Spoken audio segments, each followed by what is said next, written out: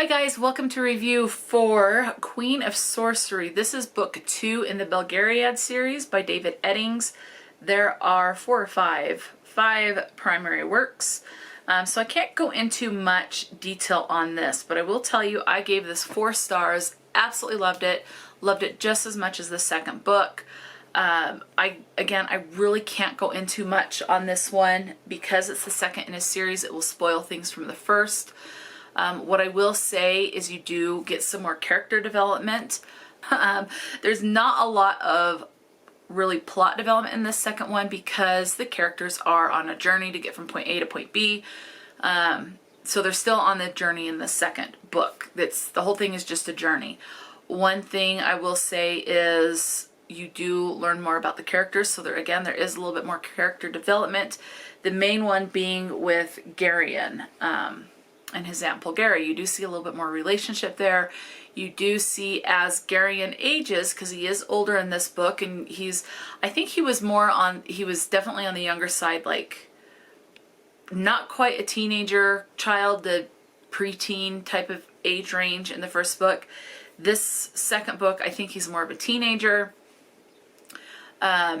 You do get, as kids age, you do get that tension between them and their parent or their guardian. So you do get that representation. You do get the tension between Garion and his Aunt Belgariad. One of the other things that's big in this is there's a lot of talk about how Garion is changing.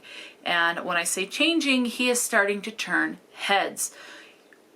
Girls are noticing him and going, oh, hey, it's a man, and and things like that.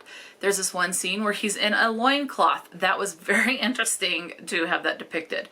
I think that was my favorite scene as far as because the area that he's in the loincloth, he's with a bunch of kind of like snakish people. And I think that was my favorite scene. And you do get in that scene major wrath of Aunt Belgariad, or Aunt Paul, as he calls her. So, and, one of the other things with Garion growing older, they do get this other companion on this trip with them. So you have this new character. She is around or just a little younger than Garion. And she kind of flirts and he doesn't know what to do, because he's still coming into himself. And but he is starting to notice that he is starting to feel certain ways around girls. So you do get a little bit of that development. That's really all I can say without going into spoilers for the first book, let alone this book. So the only other thing I can say is that you do learn just a little bit more about this orb that they're trying to get to, which is at the end of the road. Going from point A to point B, it's at point B.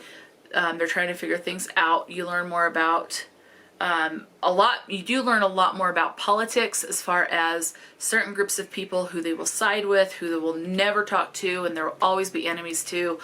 Certain people that are very conniving and cunning and thievish and just bad people, and others that are good, will mind their own business, and things like that, and how you can kind of have a crossover between the two. So there is more politics, or political development as well, and that was interesting. But that snake people scene actually had me chuckling, and that was funny. But just the standard, Garion's getting older, heads are starting to turn towards him because he is developing into more of a man.